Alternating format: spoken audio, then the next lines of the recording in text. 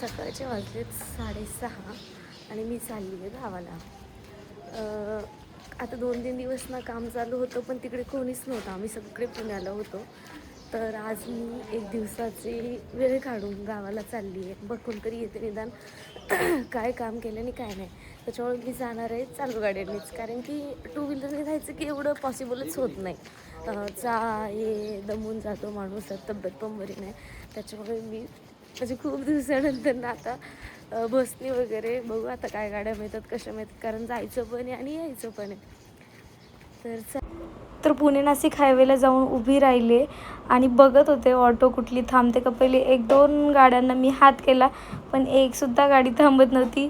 आणि आता बघा, मी एका गाडीला हात केला आणि पटकन ती थांबली. पण चला म्हटलं, आता तर आपल्याला ऑटो भेटली आहे. आणि ही ऑटो फक्त मला चाकणपर्यंत जाणार होती आणि चाकणला जाऊन पण मला दुसरी गाडी बघायला लागणार होती, कारण की तिथे पण मला माहीत नव्हतं मला काय गाडी मिळणार आहे.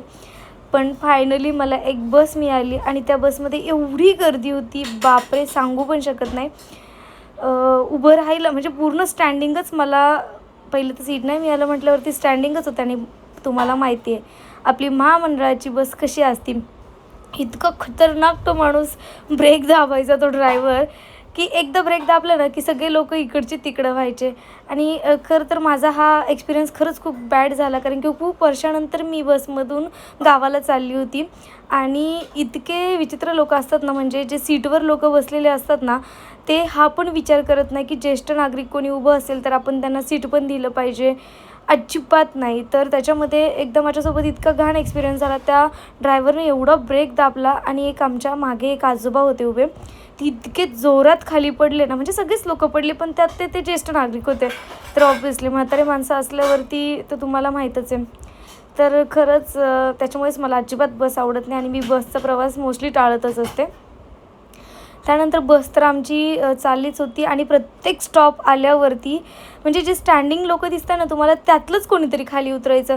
बस जे सीटवरती जे लोक होते त्यातलं एकसुद्धा व्यक्ती एकदासुद्धा खाली उतरला नाही. म्हणजे मी जवळजवळ चाकणमधून चढली होती, तर पूर्णपणे मी फाउंटन हॉटेलच्या तिथंच मी उतरून घेतलेलं, कारण की पूर्ण स्टँडिंग पण होतं आणि कंटाळा पण आलेला. आणि तिथे फाउंटनला केल्यावरती तिथे बस 20 मिनटं थांबणार होती, 20 ते 25 मिनटं. आणि मी इतकी लवकर गेलेली, म्हटलं तर 20-25 मिनटं इथं गेले तर माझं गाव फक्त तिथून 5 मिनटाच्या अंतरावरती राहिलं होतं. आणि मी तिथून उतरली आणि म्हटलं चला आता ही बस तर द्या सोडून, आपण बघूयात आपल्यासाठी दुसरी गाडी. तर जाता जाता मी तिथे असं स्लॉग वगैरे बनवत होते आणि मध्येच मला प्रिन्सचा पण कॉल आला. तर मी वेट करता करता प्रिन्सशी पण कॉलवर बोलत होते. प्रिन्सला मी सांगत होते लवकर उठ आणि स्कूलला जा, पण तो काय तिकडनं मला रडून रडून सांगत होता, मम्मा तू मला सोडून का गावाला गेली, मला उठवलं का नाही, आता मी नाही स्कूलला जाणार, तुला काय करायचं ते कर, हे ते अशी त्याची गडबड चालू होती. आणि मी फुल बिझी होते त्याच्यामध्ये. आणि मागून अचानक मामा आले, मी डायरेक्टली घाबरूनच गेले. तर असं म्हणजे अचानक दुसऱ्या ठिकाणी मामा भेटणं तर छान वाटलं, म्हणजे मामांना भेटून. आणि मग मामा आलेच होते, तर मी त्यांना म्हटलं आता तुम्ही आलातच तर मी गावाला चालली आहे, मला तुम्ही एखादी गाडी पकडून द्या, मी आता बसनी नाही जाणार आहे, बसला अजून 20-25 मिनटं. तर असं करता करता फायनली मला एक अशी गाडी मिळाली. आणि खरं तर अशा गाडीने प्रवास करणं म्हणजे ना, 10 वर्षापूर्वी आम्ही असा प्रवास करायचो, ह्या त्या गाडीला हात करून जाणं वगैरे. पण खूप मजा आली ह्या प्रवासामध्ये सुद्धा, खूप मजा आली. तर त्या गाडीने पण मी बोट्यापर्यंत अशी चालली आहे पायी पूर्ण पुण्यापासून इथपर्यंत स्टँडिंग आली. आणि बसच तिकडे थांबली, त्याच्यामुळे तिथून पण दुसऱ्या गाडीने आली मी. आणि आता माहीत नाही पुढे पण गाड्या मिळणार आहे का नाही, कारण की ते आहेत कामवाले, त्यांच्या गाडीत जायला होतं प्रतीक्षाने मला. पण आज मला गॅरंटी पण कमी वाटते की ते लोकसुद्धा मला मिळते. बघू यार कोणी मिळतं आहे का. आणि मला पटकन 8:30 वाजले, लवकर तरी पोचायला पाहिजे. एवढं लवकर आले त्याचं चीज तरी व्हायला पाहिजे.